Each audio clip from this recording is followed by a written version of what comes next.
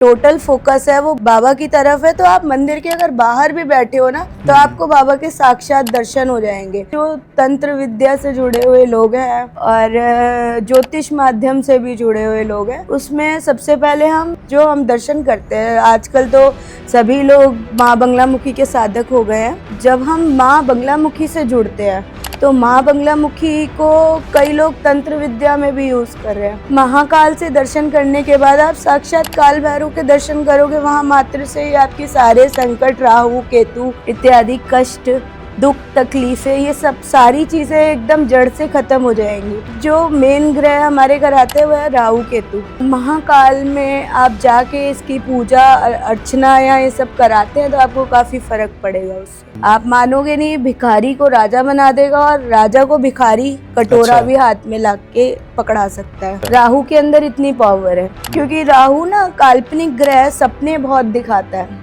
अच्छा, आपने ये भी बोला कि राहु रंग को राजा बना देता है तो राजा को रंग बना देता है, तो ये जो महादशा आती है इसी दौरान होता है। आपको बड़ी बड़ी ambitions, lavish life, dream, expectations, बहुत कुछ दिखाएगा। नशे में, सूखे नशे, गीले नशे, आपको शराब में लदे रहना या इन तरीके की अनैतिक चीजों में भी आपको भ्रमित कर सकता है राहु। राजकुंद्रा का भी केस आया था अभी इधर, तो माँ बंगलामुखी की कृपा से वह भी इन चीज़ों से निकले। मेरे बहुत ही वृद्ध पुजारी हैं हिमाचल के, उन्होंने उनकी साधना कराई थी, जो कि देवी के साधक हैं और वो मुस्लिम हैं, क्रिश्चियन मुस्लिम सरदार, और वो पूरा रूल्स को फॉलो करते हैं। यहाँ तक कि आप यकीन नहीं मानेंगे कि माँ बंगलामुखी की साधना प्लस उनका व्रत अनुष्ठान भी करते हैं। मेंटली बिल्कुल अपने आप को बाबा को समर्पित कर दें और उसके बाद हाथ जोड़ के आ जाए।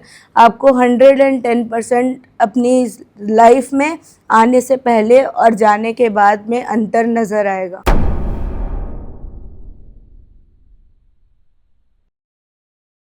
जय महाकाल। आज का एपिसोड बाबा महाकाल के ऊपर है, उनकी महिमा के ऊपर है। लेकिन जो 12 ज्योतिर्लिंग हैं उन सब का अपना अपना क्या महत्व है, और एस्ट्रोलॉजी के हिसाब से यानी कि ज्योतिष के हिसाब से कहीं आपकी कुंडली में सर्प दोष है, मांगलिक दोष है, पितृ दोष है, इन सब का निवारण कैसे आप इन ज्योतिर्लिंग पर जाके कर सकते हैं। नमस्कार, वंदे मातरम, जय हिंद। एक बार फिर से आपका बहुत बहुत स्वागत है तिवारी जी टॉक शो के इस बहुत ही खास एपिसोड में। आज हमारे साथ में है वैदिक एस्ट्रोलॉजर मानसी जी, जो कि 18 सालों से वास्तु, जन्म कुंडली, वैदिक एस्ट्रोलॉजर और हस्तरेखा विज्ञान पे काम कर रही हैं। मानसी जी, बहुत बहुत स्वागत है तिवारी जी। नमस्कार। जय श्री महाकाल। जय श्री महाकाल। मृत्यु वह मरे जो कर्म करे चंडाल का, काल उसका क्या करे जो भक्त हो महाकाल का। जय श्री महाकाल। हर हर महादेव। हर हर महादेव। भाई वाह। मानसी जी, आप वैदिक एस्ट्रोलॉजर हैं और आप ज्योतिर्लिंग के बारे में आपसे चर्चा हुई मेरी, तो इतने आप जाती रहती हैं, महाकाल भी इतनी बार जाती हैं। हम लोगों ने सभी ने सुना हुआ है, महाकाल के बारे में जा भी चुके हैं। वहाँ एक अलग सी ऊर्जा मिलती है हम लोगों को जी। तो कुछ तो अलग होता है। जैसे वहाँ पे जाने के बाद इंसान अपने आप को सरेंडर कर देता है। हाँ। बाबा के सामने कई बार लोगों को अनएक्सपेक्टेड सी चीज़ें होती हैं, वहाँ से आके लोग बीमार हो जाते हैं और कई बार उस ऊर्जा को ग्रहण भी नहीं कर पाते। राहु और केतु से पीड़ित लोग भी वहाँ पे दर्शन करने मात्र से ही उनके सर्व मनोकामना सिद्ध होती है, कार्य पूर्ण होते हैं। और उसके अलावा आप महाकाल के दर्शन करने के बाद से आपको एक ऐसी पॉजिटिव एनर्जी आप अपनी लाइफ में वो करोगे, विजिबल फोकस आपको नज़र आएगी कि आपको दीन दुनिया के कर्म, कार्य, बहन, नाते, रिश्तेदारों से आपको ये चीज़ बहुत दूर लेती चली जाएगी और आपका जो मेन फोकस रहेगा ये बाबा महाकाल। जब आप महाकाल से जुड़ते हैं तो उसके बाद आप बहुत सारी चीज़ों से हटते चले जाते हैं और उसके बाद हम कहते हैं मोक्ष की तरफ भी बढ़ते हैं। हमें दुनियादारी से, पैसे से और आपका कह लो रिश्ते, संबंध, बहुत इन चीज़ों से इंसान दूर हो जाता है। मेंटली कई बार इंसान स्ट्रेस में भी होता है, राहु से पीड़ित होता है, मानसिक तनाव, टेंशन में चल रहा होता है, कार्य नहीं बन रहे, कार्यों में विलम्ब आ रहा है। ठीक है, यहाँ उधारी में है, कर्जों में है, उस चीज़ों से भी आप अगर बाबा के दर्शन मात्र भी करते हैं तो आपको उन चीज़ों से बहुत आगे ग्रोथ मिलती है। और एक बार दर्शन करने के बाद मैं 100% कह सकती हूँ कि इंसान की लाइफ में चेंजेस आएंगे ही आएंगे। अच्छा, आपने ये बताया कि कुछ लोग बीमार भी पड़ जाते हैं, तो बीमार क्यों क्योंकि पड़ते हैं? वहाँ की जो एक एनर्जी है वो इतनी पावरफुल है कि आप उसको कंट्रोल कर ही नहीं सकते। कई बार मैं भी जाती हूँ तो मेरे भी दोनों शोल्डर्स लगता है जैसे फ्रोज़न हो गए। हम लोग अच्छा। सोचते हैं लाइनों में दर्शन करने आ रहे होते हैं लोग काफ़ी कि जय श्री महाकाल जय श्री, कई बार नहीं भी कर पाते। मैं दूर से भी बाबा के दर्शन करके हाथ जोड़ के आ जाती हूँ। लेकिन अब जब आप उनको विजिबल करते हो और आप मेंटली आप कहीं भी आपका माइंड नहीं है, आपका जो टोटल फोकस है वो बाबा की तरफ है, तो आप मंदिर के अगर बाहर भी बैठे हो ना तो आपको बाबा के साक्षात दर्शन हो जाएंगे। वो हम एनर्जी बोलेंगे कि हम बाबा से मिले। ठीक है, अगर फर्स्ट टाइम आप मुझसे मिले, मैं आपसे मिली, ना आप मेरे बारे में जान पाएंगे ना मैं आपके बारे में। लेकिन अगर आप 2-3 बार वहाँ दर्शन करने जाओगे, धीरे धीरे मेरे बताने से या आपके समझने से इस चीज़ को कोई भी नहीं समझ सकता जब तक वो एनर्जी हम लोग खुद गेन नहीं करते। ठीक है, आप जाएंगे, उनसे कांटेक्ट करेंगे, कोऑर्डिनेट होंगे, आप वो दिव्य शक्तियों का स्वरूप देखेंगे। उसके बाद आपकी अटैचमेंट अद्भुत अपने आप ही उनसे होने लगेगी। तो इसके बारे में जो लोग बोलते हैं कि वहाँ जाके एनर्जीज़ है, ऐसा है वैसा है, वो वही चीज़ों को अनुभव कर सकता है जो वहाँ पर जाता है। ठीक है, फिर उसके बाद मैं दर्शन कराने जाती हूँ, या जैसे मेरे यजमान जाते हैं, पुजारी होते हैं मेरे, कि हमें बाबा के दर्शन करने हैं, आगे से ही करने हैं, पीछे से।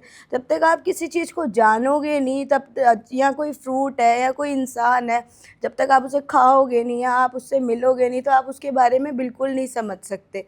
और एक बार जाने के नाम मात्र से ही आप दैविक शक्तियों को प्राप्त कर लोगे, आपकी चीज़ें पूर्ण होने लगेंगी, आपके कार्य सफल होने लगेंगे। तो ऐसा नहीं है, हम जिस भी चीज़ के ऊपर हम अगर जहाँ भी ज़्यादा फोकस करेंगे उसी चीज़ों में हमारा आगे जो है हमारा रास्ता या हमारी जो डेस्टिनी है वहीं हमें खींचते हुए ले जाती है।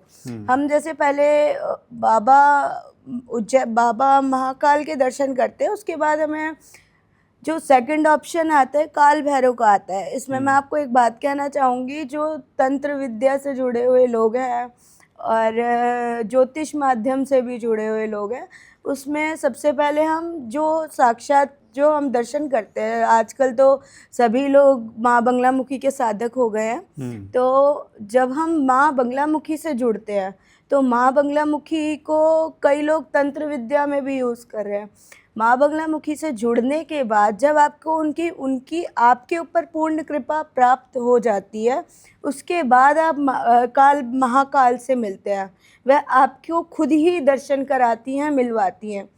फिर आपके जब आप बोलते हैं कि बाबा मेरे साथ पूजे लोग जाते हैं कि दीदी यहाँ पर ऐसा होता है, यहाँ पे कहाँ दर्शन है। मैंने कहा तुम जितना इस चीज़ को खुद एब्जॉर्व करोगे उतना तुम्हारे लिए बेस्ट है। फिर उसके बाद महाकाल से दर्शन करने के बाद आप साक्षात काल भैरव के दर्शन करोगे, वहाँ मात्र से ही आपके सारे संकट, राहु केतु इत्यादि कष्ट, दुख, तकलीफ़ें, ये सब सारी चीज़ें एकदम जड़ से ख़त्म हो जाएंगी।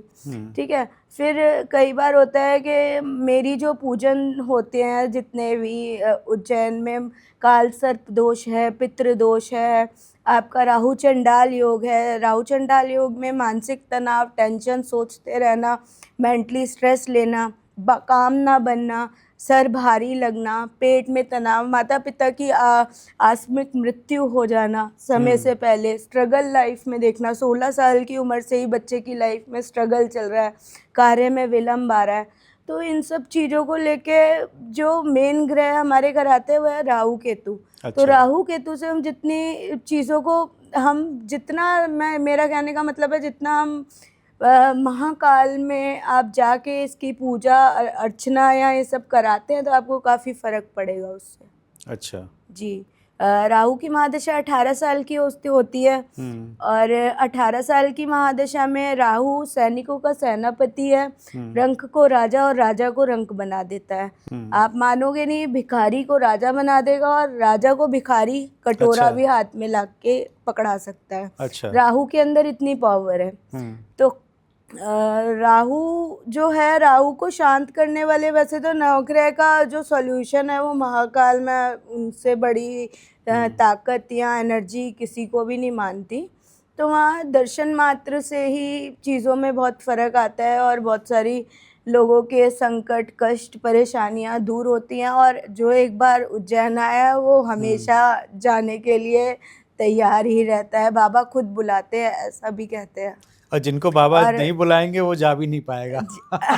जब मैं तो कहती हूँ, अगर बाबा ने आपको लाइन में लग के बुलाया तो आप वैसे ही दर्शन करो जी। जैसे आपको साक्षात बाबा दर्शन देना चाहेंगे वैसे ही कराएंगे। चाहे मंत्री हो, विधायक हो, पॉलिटिशियन हो, किसी भी लेवल पे हो, जहाँ बाबा का जो प्रोटोकॉल है वही चलेगा, उसमें किसी की भी वो नहीं चल सकती। लेकिन वहाँ मैंने देखा मंदिर में बहुत पुजारियों का चलता है, वीआईपी दर्शन अलग, पैसे देने वाले के अलग। वीआईपी दर्शन भी वो बेचारे पुजारी सुबह से लेके रात तक उन्हीं की सेवा में लगे रहते हैं। आप यहाँ पे देखो विधायक हैं, बहुत बड़े बड़े पॉलिटिशियंस हैं, उनसे मिलने के दफ्तर के लिए तो हमें 10 चक्कर काटने लगते हैं कि हमारे बाबा ने इतना भी उनका योगदान नहीं है कि उनके पीछे पीछे उनके कर्मचारी उनकी सेवा के लिए घूमते रहें। तो मैं तो उनके लिए हाथ जोड़ती हूँ और मैं यही चाहती हूँ कि वीआईपी दर्शन भी रहे और प्रोटोकॉल भी रहे, क्योंकि इससे बाबा को भी थोड़ा सा सांस लेने का टाइम मिलेगा। इतने यजमान, पुजारी, भक्तों की लाइन लगी रहती है। अगर हम सबके लिए ही गर्भगृह खोल देंगे तो आप समझ नहीं सकते कि वहाँ की चीज़ें ही बिल्कुल ही बिल्कुल। अच्छा, ये जो आपने बताया राहु की महादशा, ये 18 वर्षों की होती है। ये 18 वर्षों की होती है। प्रथम भाव में अगर आपका राहु है तो आपको मानसिक तनाव, टेंशन, आपके सर से बाल झड़ जाना, छोटी उम्र से ही आपने संघर्ष करा हो, माता पिता का सपोर्ट ना मिलना, ठीक है, चेहरे का रंग थोड़ा सा सांवला रहना। फिर ये द्वितीय भाव में अगर आपका आ जाता है राहु तो आपकी वाणी में कर्कश आना, पड़ोसियों से आपका मेल जोल थोड़ा खराब होना, ठीक है। फिर यही अगर आपका राहु तीसरे भाव में आ गया, तीसरा भाव होता है हमारा भाई बहन का स्थान, वहाँ पे ये कलेश कराएगा, परेशानियाँ देगा, मेंटली स्ट्रेस देगा, संघर्ष अधिक कराएगा, क्योंकि तृतीय भाव संघर्ष पराक्रम का भी होता है। तो इस भाव में बैठा हुआ राहु संघर्ष पराक्रम अधिक कराएगा। आप दिन भर मेहनत करोगे लेकिन फल की प्राप्ति उतनी नहीं होगी। फिर हम बात करें तो चौथे भाव का राहु, चौथे भाव का राहु माता का स्थान होता है, आपकी प्रॉपर्टी का स्थान होता है, बहन का स्थान होता है। अगर इस स्थान पे अगर आपके राहु बैठ गया तो वो एक तरीके से चील का काम भी करता है। आपने देखा होगा उड़ती हुई चील, कई बार आजकल रील्स चल रही हैं जो मैंने देखा कि उड़ती हुई चील ने लॉयन को ही पूरा का पूरा लेपर्ड को ही वो कर लिया। तो ये अनएक्सपेक्टेड आस्मिक योग भी बनाता है। अच्छा, ठीक है। और मानसिक तनाव, प्रॉपर्टी लॉस, आपको बहुत सारे अनएक्सपेक्टेड चीज़ों में भी राहु का जो मेन वो है ना, वो भ्रम है, भ्रम। अच्छा, जैसे कि आप समझो राहु किसी महादशा जिसके ऊपर लग गई वो भ्रमित रहेगा, एक्स्ट्रा मैरिटल रिलेशनशिप में रहेगा, मेंटली स्ट्रेस में रहेगा, हर एक की बातों में आ जाएगा, ठीक है। फिर उसके साथ क्या करेगा, जो भी इंसान उसको एडवाइजर मिलेगा ना वो उसका एडवाइस मान लेगा, ठीक है। उसके साथ भी मैं बिजनेस कर लूंगा, मैं उसके साथ भी बिजनेस कर लूंगा, न्यू बिजनेस की टर्म्स अपने आप ऑटोमेटिकली वो बनाता चला जाएगा और वहाँ पे वो इंसान लॉस में चला जाएगा। अच्छा, क्योंकि राहु का जो मेन काम है वो भ्रम पैदा करना है। यहीं अगर आपका 11th हाउस का राहु बैठा हुआ है, 7th हाउस का बैठा है तो वो आपके लिए बहुत अच्छा भी माना जाएगा। आपके पास सोर्स ऑफ इनकम बहुत अच्छी रहेगी, क्योंकि राहु ना काल्पनिक ग्रह सपने बहुत दिखाता है, ठीक है। आपको बड़ी बड़ी ambitions, lavish life, dream, expectations बहुत कुछ दिखाएगा। नशे में, सूखे नशे, गीले नशे, आपको शराब में लदे रहना या इन तरीके की अनैतिक चीज़ों में भी आपको भ्रमित कर सकता है राहु।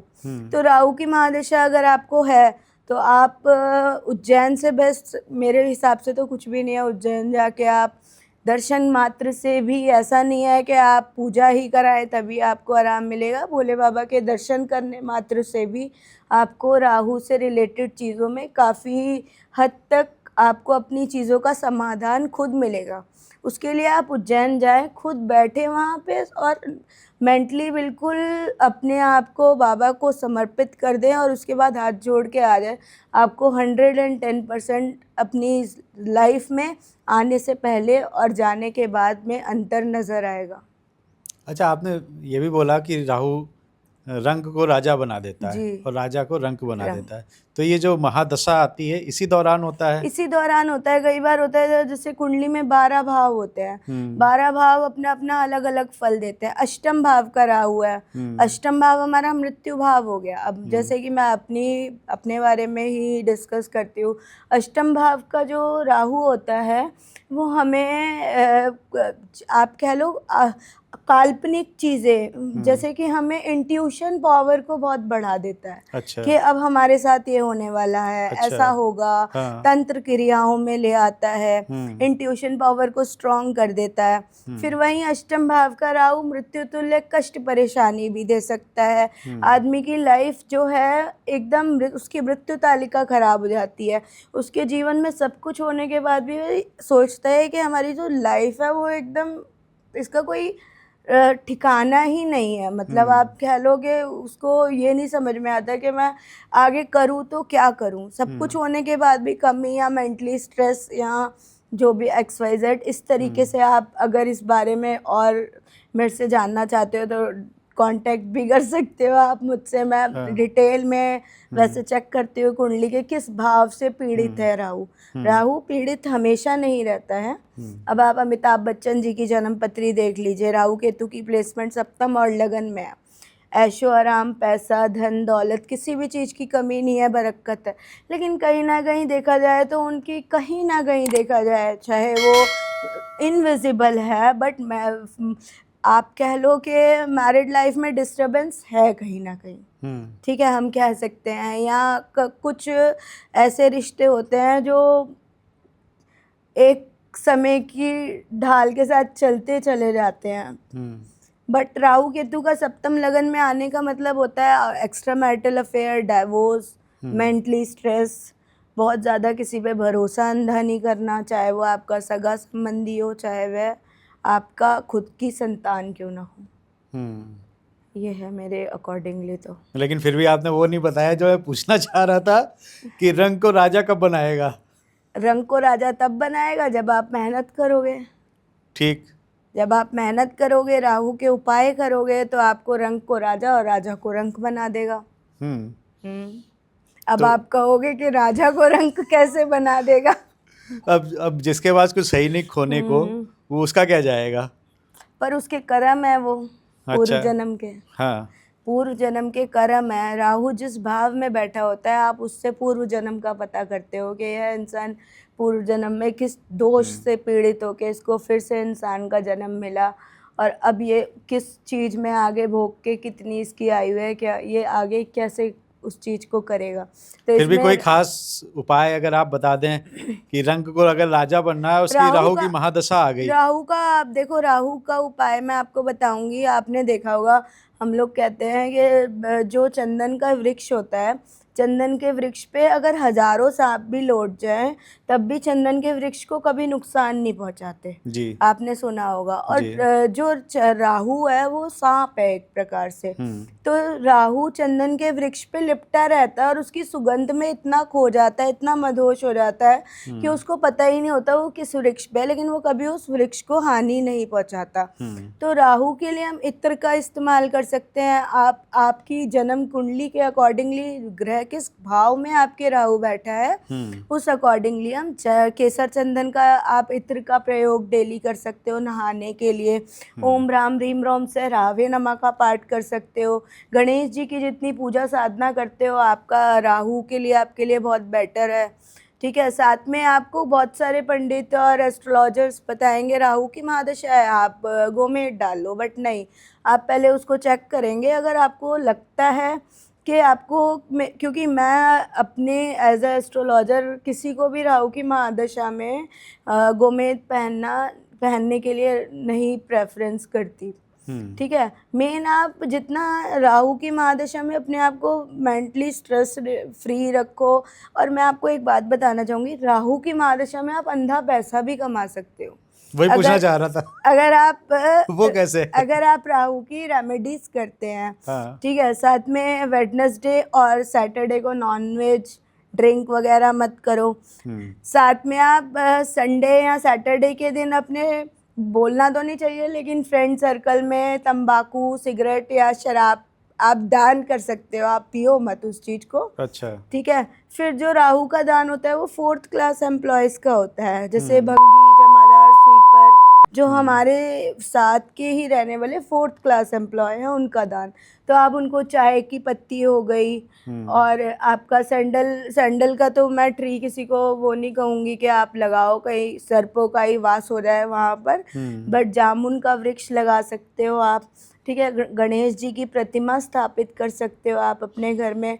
ओम राम ह्रीं रोम सहरावे नमाया, ओम एकदंताय विद्महे वक्रतुंडाय धीमहि तन्नो दन्ती च प्रचोदयात्, इसका पाठ जप कर सकते हो। 108 बार आप खुद कर सकते हो घर में बैठ के अगर आपके पास टाइम है, वरना आप किसी पुजारी के थ्रू भी, जो पुजारी सज्जन पुजारी हो आप उससे भी इसका पाठ करा सकते हो। ठीक है, बट पर्टिकुलरली देखा जाए कि राहु की महादशा है तो उसमें आपका राहु किस भाव में बैठा है वो मेन चीज़ है। अब क्या पता आपका राहु बहुत अच्छा हो, क्योंकि राहु पैसा बहुत देता है कई बार। 11वें भाव का राहु आपको rental income, source of income, मेहनत बहुत कराएगा, और लेकिन आने वाला आपका जो टाइम है वो ग्रोथ में बदल देगा, अनएक्सपेक्टेड ग्रोथ में। अच्छा जी, चलिए, राहु पे काफ़ी बात हो गई, वापस आते हैं बाबा महाकाल पे। जी। तो बाबा महाकाल में जैसे आपने बताया कि अगर राहु की कोई दशा है उसके लिए जाना चाहिए, बाकी वैसे तो महाकाल के दर्शन तो सभी को करने चाहिए और सौभाग्य सबका, लेकिन एस्ट्रो के हिसाब से जो किसी को काल सर्प दोष हो जाता है या मांगलिक दोष है, पितृ दोष है, इन सब का भी निवारण होता है क्या? देखिए, ये एक तरह का मिथ है, जैसे कि राहु चंडाल योग की पूजा है। किसी का राहु और चंद्रमा दोनों खराब है। चंद्रमा हमारी बॉडी में 70% वाटर लेवल है। ठीक है, हमारी बॉडी में जो वर्क कर रहा है, जिससे हम चल फिर रहे हैं, बोल रहे हैं, सारी एक्टिविटीज़ कर रहे हैं, वो वाटर लेवल है। जहाँ पे हमारा चंद्रमा वीक हो जाएगा, वहाँ पे आपके डिसीजंस लेने की कैपेबिलिटी वीक। महीने में मावस और पूर्णमासी पड़ती है, 15-15 दिन का महीना, मास महीना होता है। तो 15 दिन ऐसे इंसान का मूड स्विंग रहेगा, 15 दिन खुश रहेगा, 15 दिन परेशानी, 15 दिन पैसों से रिलेटेड सारी चीज़ें ठीक चल रही है, 15 दिन फिर मेंटली स्ट्रेस में। तो जहाँ पे सोमनाथ जी जो मेन, जो दूसरा द्वादश ज्योतिर्लिंगों में से जो आता है हमारा सोमनाथ जी, वहाँ पे राहु चंडाल योग का पूरा कर्म कांड पूजन वहाँ बहुत ही आप करा सकते हो जाके, वो बेस्ट जगह है। उसके अलावा आपका पितृ दोष है, ठीक है, और काल सर्प दोष है। काल सर्प दोष के लिए, पितृ दोष के लिए राहु चंडाल योग हो गया आपका। ठीक है, राहु श्रापित आपका हो गया, और षडाष्टक योग हो गया आपका। मृत्यु तालिका खराब है आपकी, मृत्यु से भय से जितने भी आपकी कुंडली में दोष है वो महाकाल उज्जैन में आपको जाने मात्र से ही काफ़ी फर्क पड़ेगा। तो ये डिपेंड करता है, कई बार लोग कहते हैं अरे जिनके पास पैसे नहीं है क्या वो पूजा नहीं करा सकते, तो बाबा उनकी सुनेंगे नहीं। तो मैं उनसे यही कहना चाहूँगी कि ऐसा नहीं है कि जिनके पास पैसा है वही जाके वहाँ पूजन करवा सकते हैं, जिनके पास पैसा है वही वहाँ पूजन करा सकते हैं, ऐसा बिल्कुल भी नहीं है। आप सिर्फ वहाँ जाके दर्शन भी करते हैं, और अगर दर्शन करना भी पॉसिबल नहीं है तो आप नॉर्मल शिवलिंग पे भी अगर दूध जल अभिषेक करते हो इत्र के साथ, तो आयु दोष हमेशा बहुत हद तक आपको फ़र्क पड़ेगा, और मेंटली स्ट्रेस, मेन चंद्रमा स्ट्रांग हो जाएगा। ज्योतिर्लिंग में जाने का मेन महत्व यही होता है कि आप अपने चंद्रमा को किस तरीके से बढ़ा सकते हैं। मेंटली स्ट्रेस, हमारी बॉडी में जो सबसे बड़ा कारक रहे ना हमारा मूड स्विंग्स, मेंटली कभी कुछ, इन चीज़ों को एकत्रित करने के लिए हम किसी भी ज्योतिर्लिंग मात्र के दर्शन से ही हमें बहुत इंसान के अंदर मैच्योरिटी, मेंटली स्ट्रेस, बहुत सारी चीज़ों क्वेश्चंस के आंसर वो खुद ही ढूंढ लेता है, उसको किसी भी एस्ट्रोलॉजर या किसी पुजारी या पंडित के पास जाने की मुझे नहीं लगता उसके बाद ज़रूरत पड़ेगी। एक मानसी जी, पितृदोष होता है, वो भी मैंने देखा है कि मोस्ट ऑफ द एस्ट्रोलॉजर और कुंडली जिसको भी दिखाओ कहता है पितृदोष है, बड़ा कॉमन सा रहता है। जी, तो इसकी क्या कुछ पूजा वगैरह होती है? ऐसा होता है, पितृदोष होता है हमारी जन्म कुंडली में हमारे पितरों द्वारा उनका ना खुश रहना या फिर हमारे कार्यों में विलम्ब आना, मेंटली स्ट्रेस आना, हमारा पैसा उधार में फंस जाना, पैसे आपने किसी को दे दिए वहाँ से ना निकलना, या आप खुद कर्जों में डूब गए, आपके घर में सीपेज आ रही है, आपके काम नहीं बन रहे हैं, इलेक्ट्रिसिटी प्रॉब्लम आ रही है आपके घर में, ठीक है, सब कुछ होने के बाद भी आपके पास लिक्विड मनी की कमी रहती है, तो वहाँ पे हम पितृदोष कहते हैं। ठीक है, जैसे आप अगर आपकी कुंडली में पितृदोष है तो वह पितृदोष आपके पिता, आपके चाचा, आपके ताऊ या आपके दादा के परिवार में किसी ना किसी को रहा होगा, तो ये जो सेकंड जनरेशन होती है उसमें ऑटोमेटिकली आ जाता है। तो पितृदोष का जो उपाय रहता है ये लोग हम कराते हैं काशी में। ठीक है, काशी विश्वनाथ में आपका है पिशाच कुंड करके है एक जगह। अच्छा। वहाँ पर पितृदोष शांति का पूजन होता है। वो मंदिर में ही? जी, वहाँ पे एक मंदिर, पिशाच मोचन, एक मंदिर से थोड़ा सा 2 किलोमीटर आगे है। अच्छा। वहाँ पिशाच मोचन करके एक जगह है, वहाँ पे पितृदोष शांति की पूजा कराई जाती है। अब कई लोग कहते हैं मानसी जी हमने पितृदोष की पूजा करा ली, अभी भी प्रॉब्लम खत्म नहीं हो रही है। तो ऐसा होता है, आजकल न्यू जनरेशन है, माता पिता की सडन डेथ हो गई, उनको कोई, पहले के लोग थे, पहले का जमाना था, लोग श्राद्ध, अमावस श्राद्ध, हर चीज का दान निकालना, कार्य पूरे करना। आजकल इंसान पैसों के पीछे भाग रहा है कि हमें बस शुक्र मजबूत हो जाए हमारा। ठीक है, उस वजह से भी कई बार इंसान की लाइफ में पितृदोष का उसको सामना करना पड़ता है, उसको रात को भयानक सपने आते हैं, मेंटली स्ट्रेस रहता है, कर्जों में डूब जाता है। तो मैं ये नहीं कहूँगी आप पितृदोष की पूजा कराओ, पूजन कराना है आप काशी में करा सकते हैं, सोमनाथ करा सकते हैं, उज्जैन और नासिक भी करा सकते हो आप। ठीक है, तो पितृदोष की पूजा कराने के बाद भी आपको पितरों के लिए अपना उनका दान हो गया, ठीक है, उनके लिए जो उनको चीज़ें पसंद थी, उनका अमावस, जैसे कि अब हमारा श्राद्ध पक्ष लग जाएंगे थोड़ा टाइम बाद सितंबर से, तो उसमें आप पितृपक्ष से रिलेटेड पितृदोष शांति की पूजा करा सकते हो। आप कुछ नहीं तो 43 दिन लगातार पीपल के वृक्ष में थोड़ी सी चीनी और केसर का पानी डाल के एक बाल्टी भर के 11 लोटे आप जल अभिषेक करो पीपल का, आपका पितृदोष 70% तो ऐसे ही ख़त्म हो जाएगा। अच्छा, ठीक है। फिर उसके बाद आप क्या कर सकते हैं, आप अपने जो बड़े बुजुर्ग हैं, आपके घर में दादी है, नानी है या माता पिता हैं, उनकी फ़ोटो आप अपने वॉलेट में रख सकते हैं, उनके पैर छू के उनका आशीर्वाद ले सकते हैं। इससे भी पितृदोष में काफ़ी हद तक बहुत वो मिलता है, जो जीवित है उनकी। हाँ, जीवित की भी रख सकते हैं आप। अच्छा।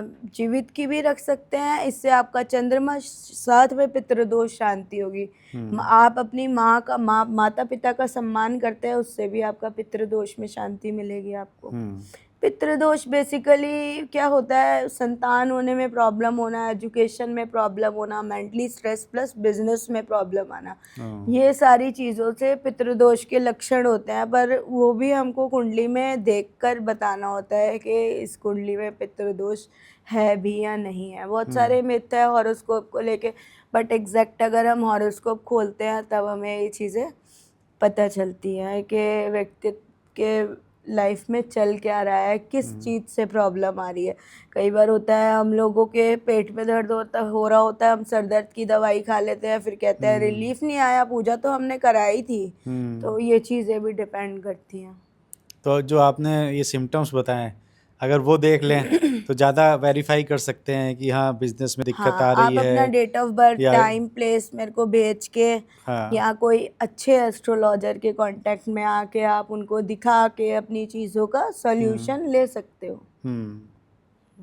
तो आपसे कांटेक्ट करना हो तो कोई कैसे कर सकता है? आप मेरे से कांटेक्ट कर सकते हो बाय इंस्टा, मेरा नंबर आप अच्छा, चलिए बताएंगे ही। वो डिस्क्रिप्शन में हम डाल देंगे आपके, हाँ तो डिस्क्रिप्शन में लोग आप आपसे कांटेक्ट जो जी। करना चाहेगा करेगा। अभी ये बताइए कि मुझे, आपने ये तो बता दिया कि पितृदोष और कालसर्प दोष का पूजा कैसा होता है ज्योतिर्लिंग में। अभी आजकल के समय में बहुत सी मानसिक परेशानियां चल रही हैं, किसी का बिजनेस नहीं चल रहा है, किसी का कोर्ट केस चल रहा है, किसी की रिलेशनशिप में दिक्कत आ रही हैं, फैमिली में ही प्रॉब्लम आ रही है। तो ये कोर्ट केस हो गया या इन सब झंझटों से बचने का कोई उपाय अगर बताएं आप। देखिए, अगर आप एक्चुअलिटी में ही इन कोर्ट केस से रिलेटेड फंसे हुए हैं, या आपकी प्रॉपर्टी, या आप किसी झूठे केस में या कोर्ट में फंसे हुए हैं, आपके ऊपर झूठा नाम लगा के आपको किसी ने फंसाया है, तो मैं साक्षात माँ बंगलामुखी को नमस्कार करती हूँ, और मैं उनकी साधना पिछले 17 साल से करा रही हूँ। मैं माँ बंगलामुखी की साधना हर किसी की नहीं लेती हूँ, या आजकल तो आप कह लो कि ये बिजनेस बन गया है, इंस्टाग्राम पे हर दूसरा एस्ट्रोलॉजर इसी के लिए कर रहा है, माँ बंगलामुखी तंत्र विद्या। आप ताबीज बनवा लो, गंडे बनवा लो, आप पूजन करा लो। अगर आपको बात भी करनी है इस विषय में तो आपको 11,000 पहले पे करने होंगे। इंसान की समस्या सुनने से पहले वो लोग आपसे फीस के रूप में दक्षिणा लेते हैं। लेकिन मैं ये कहना चाहूँगी कि कलयुग में जो लोग माँ बंगलामुखी की को एज अ बिजनेस टर्म्स पे ले रहे हैं, जो एस्ट्रोलॉजर्स, या जो इनको यह सोच के कि ये हमारा रोजी रोटी है, या किसी का भी आप सोचो, किसी का भी तंत्र क्रिया है, किसी का कुछ कर दिया, कुछ किया, या कोई ताबीज़ बना के दे दी, हर दूसरा एस्ट्रोलॉजर हो, पुजारी हो, मैं कहना नहीं चाहूँगी किसी का नाम, बट वो कहेगा नहीं आप आ जाओ, इतना पूजन का लगेगा, आप ले लो और आपका काम हो जाएगा। तो ऐसे में जो हमारे कलयुग में कहते हैं, जो माँ बंगलामुखी को इन बिजनेस और उससे लेता है, वो आने वाले समय में कैंसर से भी पीड़ित हो सकता है। ठीक है। और जहाँ पे ज़रूरत होती है एक्चुअलिटी में कि हाँ नहीं ये इंसान परेशान है, सच में ही इसको ये आप देख रहे हैं कि हाँ वो तड़प रहा है, या वो झूठे कोर्ट केस में फंसाया गया है, उसका पैसा कोई लेके भाग गया है, सही में वो किसी भी चीज़ के तंत्र बाधा में फंसा हुआ है, तो उसमें हम अगर सच्चे मन से माँ बंगलामुखी की आराधना करते हैं तो 100% रिज़ल्ट आपके सामने नज़रों के आ जाएंगे। लेकिन इसके भी बहुत सारे जो हैं प्रिकॉशंस है। 43 डेज़ के आपको ज़मीन पे बिस्तर बिछा के सोना है, नॉन वेज नहीं छूना, शारीरिक संबंध फिज़िकल रिलेशनशिप नहीं बनाना है, प्याज लहसुन का भी टच नहीं करना है। माँ बंगलामुखी की आराधना 43 डेज़ अगर पुजारी करता है वहाँ बैठकर, तो आपको अपने घर में भी सात्विक रहना है। ठीक है। फिर उसके बाद जिस दिन से आपका हवन अनुष्ठान स्टार्ट होता है, हवन होगा, अनुष्ठान संकल्प होगा आपका अनुष्ठान, फिर आपका अनुष्ठान का 43 से 50 दिन के भीतर भीतर आपको देवी को बुलाने के बाद उनको विदाई भी करनी होती है। उसके बाद 110%, कई बार तो मैंने ऐसे भी अपने क्लाइंट्स देखे हैं जिनको 12-12 घंटे क्या 2-2 घंटों में ही फ़र्क नज़र आ जाता है। पर मैं पहले इंसान को मेंटली देख करके हाँ ये कर लेगा इस चीज़ को, आप किसी के भी गले में नहीं पहना सकते ना 11,000 का। आपने ये तो बिजनेस हो गया, ताबीज़ लिया, ये बंगलामुखी का है, आप ये डाल लो, तंत्र बाधा से निकल जाओगे आप, और तंत्र बाधा में उलझ जाओगे।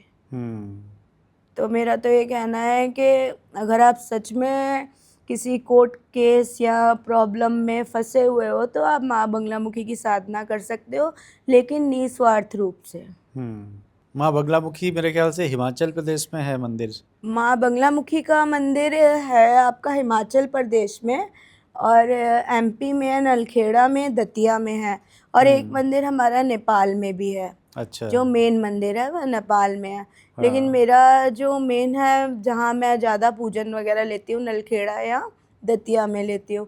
दतिया में आपको माँ बंगलामुखी के साथ साथ धूमावती देवी की भी पीताम्बरा माता दर्शन हो कहते हैं। सकते हैं। जी, पीताम्बरा देवी कह लो आप, माँ बंगलामुखी कह लो।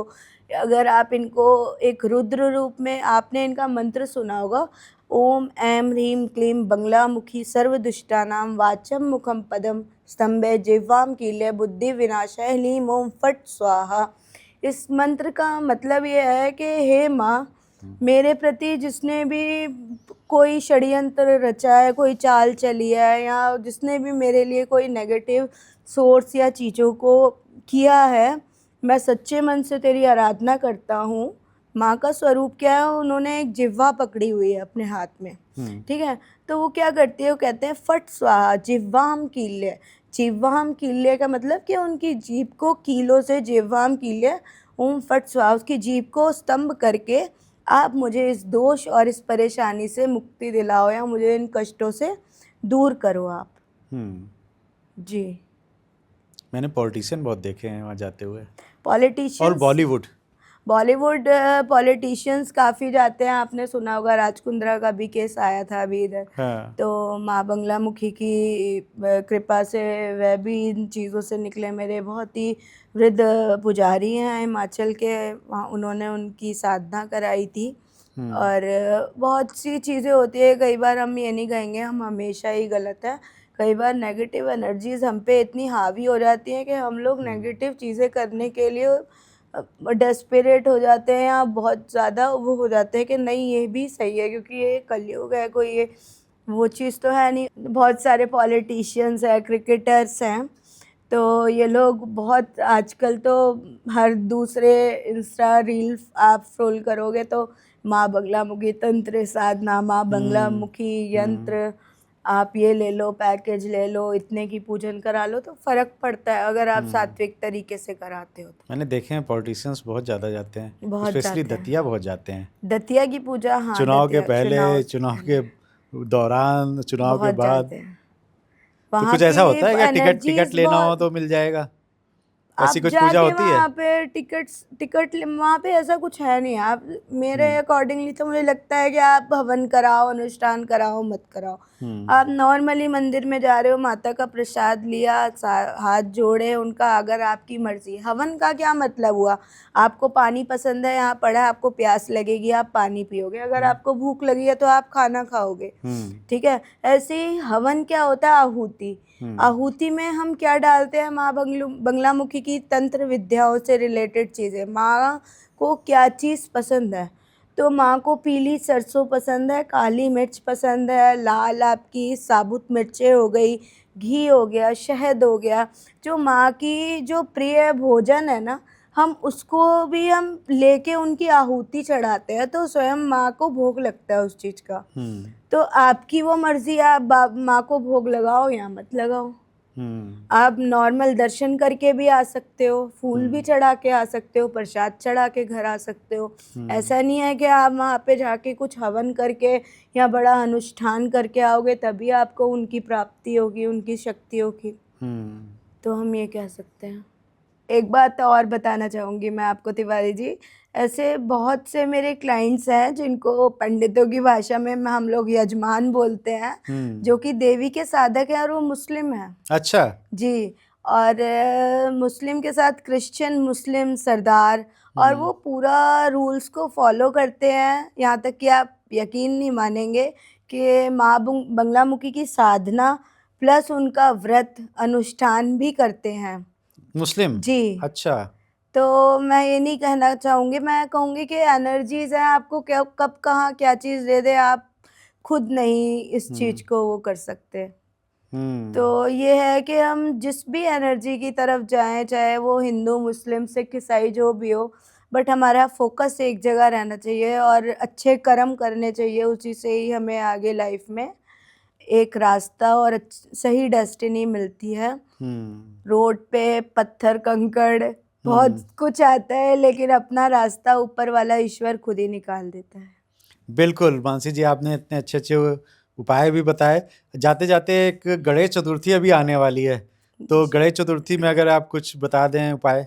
गणेश चतुर्दशी वाले दिन मैं यही कहना चाहूँगी अपने सारे व्यूवर्स से कि गणेश जी को पंचामृत से स्नान कराएं, दुर्वा का भोग लगाएं, मोदक, मिष्ठान, मिश्री हो गया आपका, या लड्डू, जो भी आप अफोर्ड कर सकते हैं, जो भी आप उनके लिए कर सकते हैं, उनका भोग लगाएं। साथ में ओम एकदंताय विद्महे वक्रतुंडाय धीमहि तन्नो दंती च प्रचोदया। इसका एक मैं आपको बताऊंगी, एक बीज मंत्र है। अच्छा। ग्लोम, ओम ग्लोम, ओम ओम ग्लोम। ग्लोम, ग्लोम, ओम श्री ओम ग्लोम। ग्लोम का मतलब हुआ हे विघ्नहर्ता, आप हमारे सारे दुखों को हरें और हमें हर कष्ट और परेशानी से बाहर निकालें। इसको हम बीज मंत्र के रूप में भी यूज कर सकते हैं। आप रुद्राक्ष की माला से 108 बार इसको डेली भी चैंटिंग कर सकते हैं इसकी। अच्छा। जी। ओम ग्लोम। ग्लोम, ओम ग्लोम, ग्लोम अच्छा। आधा ग ला ओ की मात्रा अंक की बिंदी, ओम ग्लोम। गणेश हरता तेज दुख हरण, इसका ये अच्छा। मतलब होता है। अच्छा। जी, ओम ग्लोम की 108 माला आप करिए। कर सकते हैं, आप और भी बहुत ट्राई बढ़िया। कर सकते हैं। नहीं, बिल्कुल बहुत अच्छा उपाय है। जी और ये गणेश चतुर्थी से चालू कर सकते हैं आप। जी, आप कर सकते हैं गणेश चतुर्दशी से, या गणेश चतुर्दशी, या फिर आप कल से भी इसको ट्राई कर सकते हैं, जैसा भी आपको सही लगे। ओके, तो इतने उपाय भी आपने बता दिए और साथ में महाकाल की चर्चा भी हो गई। तो मानसी जी, मुझे उम्मीद है कि ये एपिसोड भी हमारे दर्शकों को बहुत फ़ायदेमंद होने वाला है और कुछ नई जानकारी आपको देखने को मिलेगी, सुनने को मिलेगी। पसंद आया एपिसोड तो हमें कमेंट करके लाइक करके बताइए। मानसी जी से अगर कुछ सवाल पूछना चाहते हैं तो हमें कमेंट करके पूछिए, हम उसके जवाब मानसी जी से लेकर आप तक जरूर पहुंचाएंगे। तिवारी जी टॉक शो को सब्सक्राइब नहीं किया है तो सब्सक्राइब कर दीजिए। देखते रहिए तिवारी जी टॉक शो और अपनी सेहत का बहुत बहुत ध्यान रखिए।